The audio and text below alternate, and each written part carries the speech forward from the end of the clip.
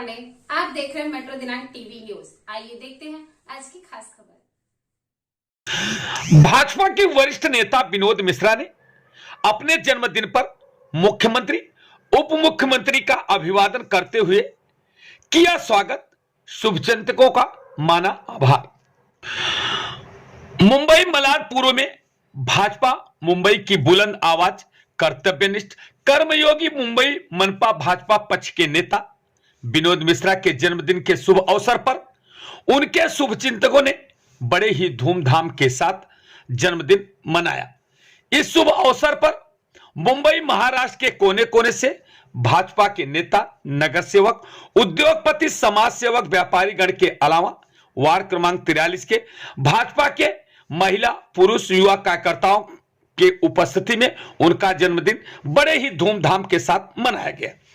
इस शुभ अवसर पर उपस्थित पत्रकारों के प्रश्नों का उत्तर देते हुए विनोद मिश्रा ने अप्पापाड़ा, अंबेडकर नगर में जले झोपड़ा वासियों को महाराष्ट्र के मुख्यमंत्री एकनाथ शिंदे और उप मुख्यमंत्री देवेंद्र फडणवीस द्वारा 50,000 रुपए की मदद देने की घोषणा और एसआईटी द्वारा भयंकर आग की जांच का आदेश देने पर अभिनंदन करते हुए स्वागत करते हुए उनकी सराहना की है और जन्मदिन में भारी संख्या में उपस्थित शुभचिंतकों का आभार माना है।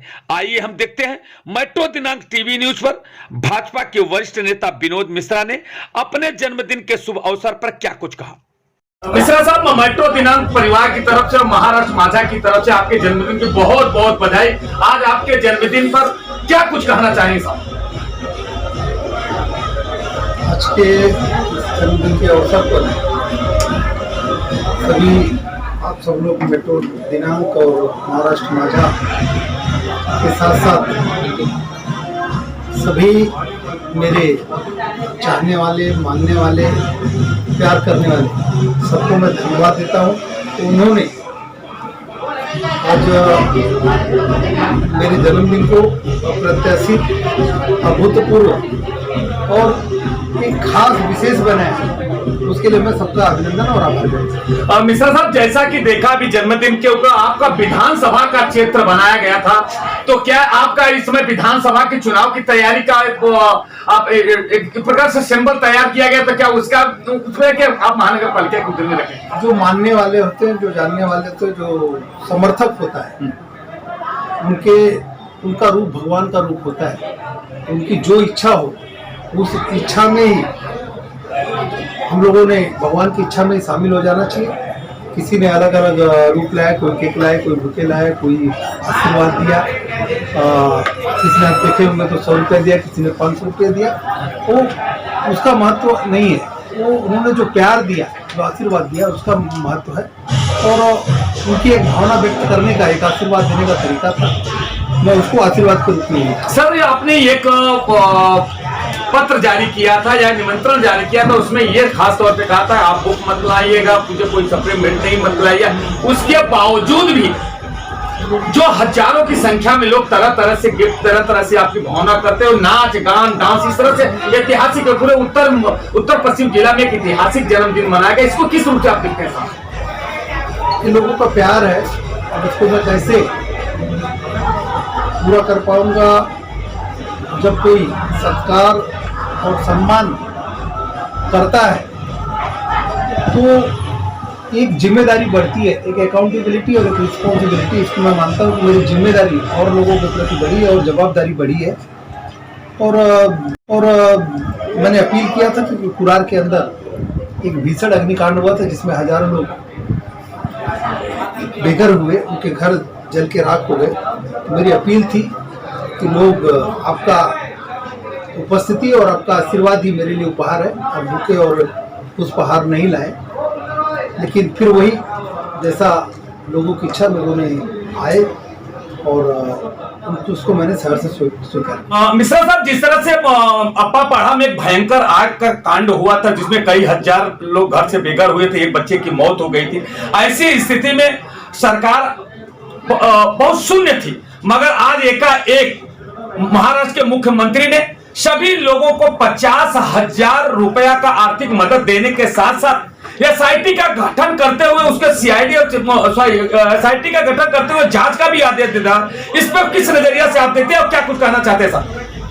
सबसे पहले मैं माननीय नरेंद्र मोदी जी के नेतृत्व में महाराष्ट्र में एकनाथ शिंदे जी, माननीय उप मुख्यमंत्री देवेंद्र फडणवीस जी की सरकार ने जो 50,000 अनुदान की घोषणा किया है, एक बड़ी मदद है लोगों को, उसका मैं अभिनंदन करता हूं, स्वागत करता हूं। जैसा कि आप सब लोगों को पता है कि वन विभाग में इसका प्रावधान नहीं है मदद का, और नॉर्मल केस में भी अगर आग लगती है तो 20,000 का प्रावधान है, लेकिन उसको 2.5 गुना करने का काम माननीय एकनाथ शिंदे जी की, माननीय देवेंद्र फडणवीस जी की संवेदनशील सरकार ने किया है। ये कहीं न कहीं सरकार की संवेदनशीलता को दर्शाता है। वहीं पर जो कुछ सदस्यों ने आशंका जताई थी कि इसमें कोई साजिश तो नहीं है, तो उसके लिए उन्होंने एसआईटी की जांच की है, तो जांच में सारे जो भी तथ्य है सामने आए। सर मेरा लास्ट ये क्वेश्चन है कि क्या ये महानगर पालिका को चुनाव को देखते हुए या आने वाला विधानसभा को चुनाव को देखते हुए इस तरह से घोषणा की है क्या? नहीं, इससे पहले भी जब आग लगी थी यहाँ पे तो 40,000 की तभी भी घोषणा हुई थी, तभी भी कोई कानून में प्रावधान नहीं है। चुनाव आते हैं जाते हैं, लेकिन जो मानवीय संवेदनाएं हैं उसके ऊपर कोई चुनाव नहीं होता।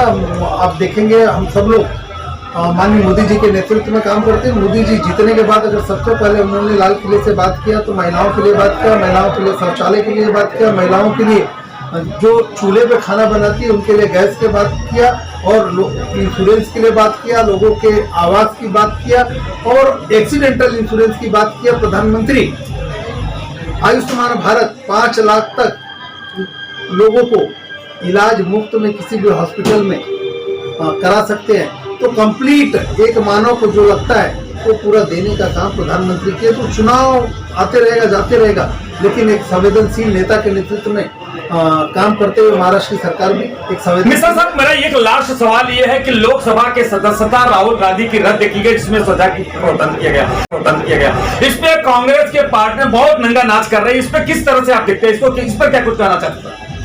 अभी कोई पहली घटना तो नहीं, इससे पहले भी कई लोगों का सदस्यता गई है, और कांग्रेस के लोगों को जवाब तो देना पड़ेगा कि एक शोषित पीड़ित जो ओबीसी समाज है, अब मोदी जी के द्वेष में अब पूरे समाज को गाली दो।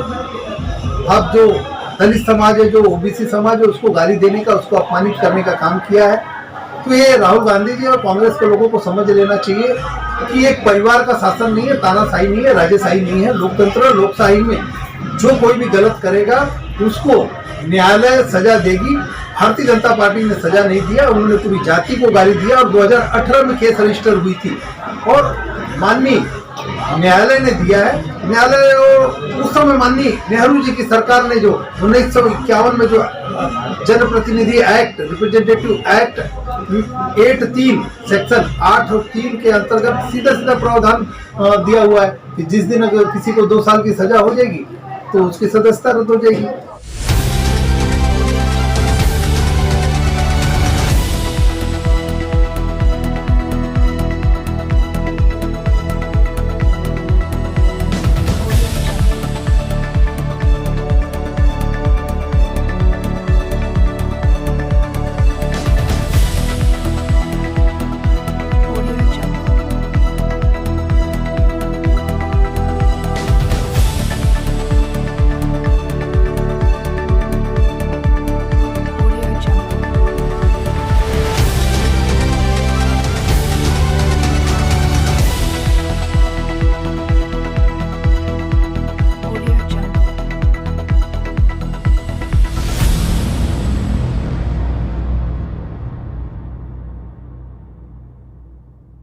Audio Jungle.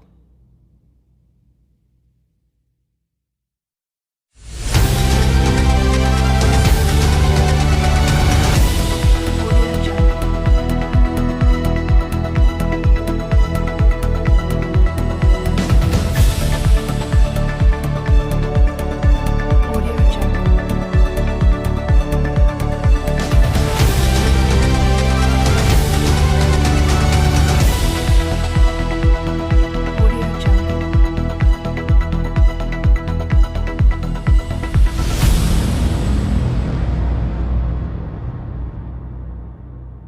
Jungle.